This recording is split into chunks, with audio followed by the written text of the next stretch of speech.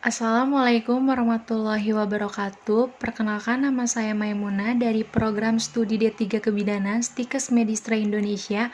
Saya di sini akan menjelaskan materi tentang keluarga berencana. Apa itu keluarga berencana?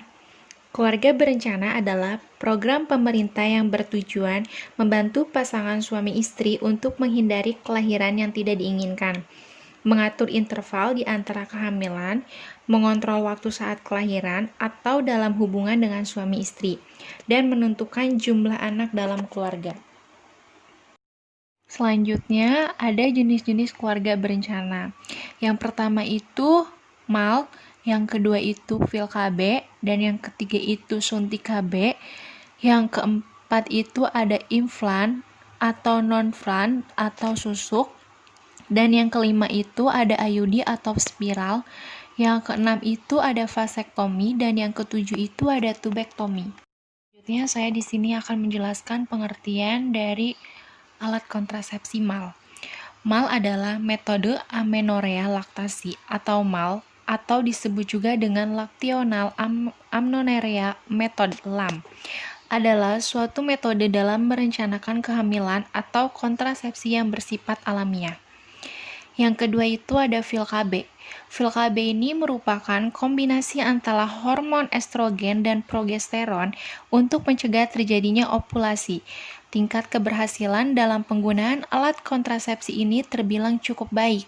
Tingkat kegagalannya hanya 80% jika penggunaannya menggunakan secara teratur. Yang ketiga itu ada suntik KB.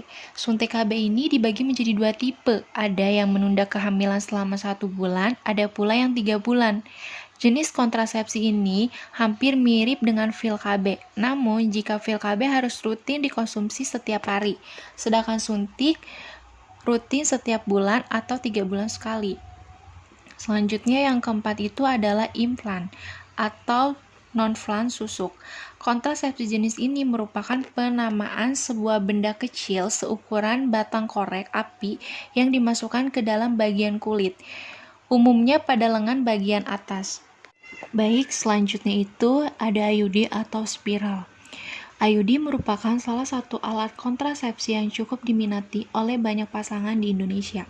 Selain karena jangka waktu pencegahan kehamilan yang cukup lama, tidak memerlukan perawatan rumit, juga tingkat kegagalannya yang rendah. Yang keenam itu ada vasektomi. Vasektomi adalah tindakan KB yang dilakukan untuk menghentikan aliran sperma dengan cara menutup saluran vas deferens pada pria. Hal ini memerlukan tindakan medis atau operasi dan bersifat permanen. Yang terakhir itu ada tubektomi.